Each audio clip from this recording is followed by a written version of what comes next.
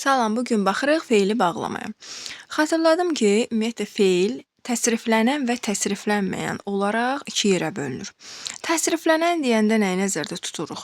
Şəxs və kəmiyyətə görə dəyişməsi. Yəni feilin belə deyək, ikinci adı təsriflənən deməkdir. Hansı ki biz hərəkət olaraq, feil olaraq, əsas nitq hissəsi olaraq biz onu tanıyırıq və bu təsriflənən feil sayılır.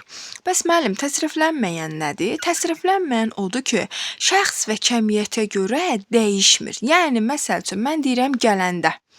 Mən onu gələndə deyəndə indimi başa düşürəm, keçmişdəmi başa düşürəm, gələcəkdəmi başa düşürəm, onu dəqiq deyə bilmirəm. Yəni şəxsə və kəmiyyətə görə dəyişmir. Şəxsə və kəmiyyətə görə dəyişməyən feilin təsriflənməyən formasının 3 növü var. Məsdər, feili bağlama və feili sifət. Hər biri ayrı-ayrılıqda həm feilin, həm də digər nitq hissəsinin xüsusiyyətini daşıyır. Bu nə deməkdir? Yəni məsdər həm isimin, həm də feilin xüsusiyyətini daşımış olur. Feilə görə hərəkət bildirməsi, hərəkətin adını bildirməsi, yəni təsdiq və inkar olması və digər feilə aid xüsusiyyətləri var.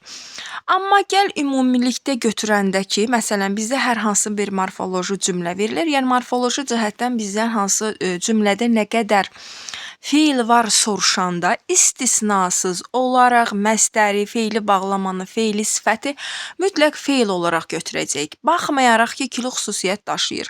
Məsdər ismin və feilin, feili bağlama feilin və zərfin, feili sifət isə sifətin və feilin xüsusiyyətini daşıyır. Yenə də ümumiləşdirərək deyirəm ki, təsriflənməyən 3 forma var. Feili sifət, feili bağlama, məsdər. Hər üçünün bir tərəfi feildir, doğrudur. Bir tərəfi isə digər nitq hissəsidir. Amma ümumilikdə bu feil sayılır. Vəssalam, yəni bu ümumilikdə feil olmuş olur. Biz feili bağlamanı indi izahına baxırıq. Hansı ki, həm feilin, həm də zərfin xüsusiyyətini daşıyan feili bağlama adlanmış olur. Yəni həm feilin, həm də zərfin xüsusiyyətini daşıyır və bu feili bağlamadır. Feili bağlama cümlədə feillə bağlı olur və onu müxtəlif cəhətdən izah edir. Məsələn, biz əsas nitq hissələrini keçəndə nəyə deyirdik? Deməli, əgər əşyanın adını isim bildirirdisə, sifət nəyi bildirdi? Əşyanın əlamətini, əşyanın sayını, miqdarını. Yəni başqa sözlə isimlə aid olur. Aid olmaq ondan sonra gəlmək deyil də. Yəni ondan sonra gəlməklə aid olmaq tamam başqa anlayışlardır. Baxın, indi nə deyir? Deyir ki, feili bağlama cümlədə feillə bağlı olur və o müxtəlif cəhətdən izah edir. Yəni feili bağlama olan cümlədə mütləq ki, təsriflənən feil, yəni əsl feil olmalıdır və onu müxtəlif cəhətdən izah etməlidir. Yəni ona aid olmalıdır. Baxın, yenə də deyirəm, aid olur dedim, ondan sonra gəlir sözünü işlətmədim. Aid olmaq tamam başqa anlayışdır, ondan sonra gəlmək tamam başqa anlayışdır. Yəni feili bağlamadan sonra mütləq o cümlədə təsriflənən feil olmalıdır. Feili bağlamanın feilə aid olan xüsusiyyətləri görək nədir? Feilə aid olan xüsusiyyətləri əlbəttə ki, hərəkət bildirir, təsdiq və inkarda olur, gələndə, gəlməyəndə, qrammatik məna növündə iştirak eləyə bilir. Yəni təsriflənən feilin formalarıdır da, qrammatik məna növləri. Çəkəndə məlum növdür, çəkiləndə məchul qayıdış növdür, hansı ki, bunların özünə məxsus xüsusiyyətləri var. Biz onu təsriflənən feillərdə izah etmişik. Çəkdirəndə icbar növ, çəkişəndə qarşılıq birgəlik növ, daha sonra tərkib yarada bilir. Baxın, tərkib yarada bilir. Tərkibi demədim, dedim tərkib yarada bilir.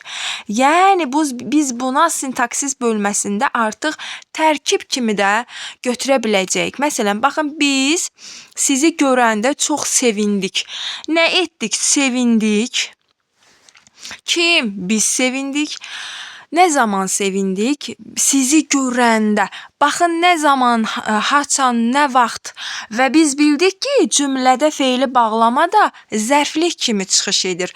Bax, sizi görəndə artıq tərkib əmələ gətirdi və bir cümlə üzvü kimi, zərflik cümlə üzvü kimi də iştirak etdim. Çox nə qədər, çox da artıq zərflik oldu. Amma zərf olaraq zərflik oldu. Sonra feili bağlamanın zərfə aid xüsusiyyəti görək nədir? Zərfə aid xüsusiyyəti hərəkətin tərzini, zamanını, kəmiyyətini bildirir. Qaça-qaça necə, nə tərzdə gedirdi? O qaça-qaça gedirdi. Gələndə nə vaxt, zaman görərsən, doyunca nə qədər kəmiyyət.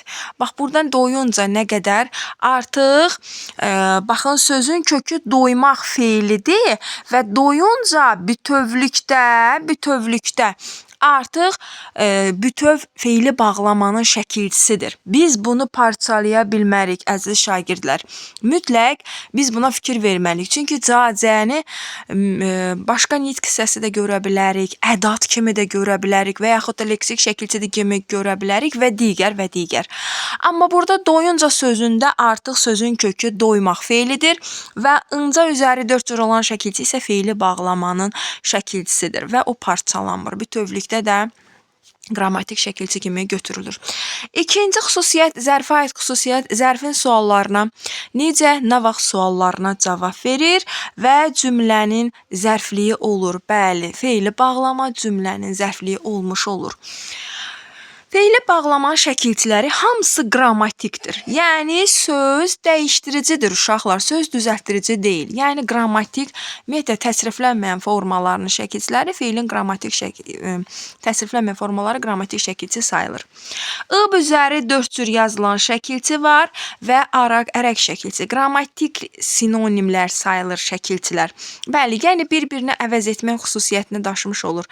İşin əsas feildəki işdən əvvəl icra olunduğunu, əsas feildəki işin tərzini, səbəbini bildirir. Bəli, düşmən ordusu qorxub geri çəkildi və yaxud da qorxaraq səbəb geri çəkildi. Yəni, nə səbəbə geri çəkilib? Qorxaraq, qorxub geri çəkilib. Yəni, geri çəkilməyinə səbəb onun qorxması olub. Baxın, yəni, səbəb anlayışı, səbəb məzmunu bildirdi, həm də şəkilçi vasitəsilə. Kitaba baxıb danışırdı. Kitaba baxıb danışırdı.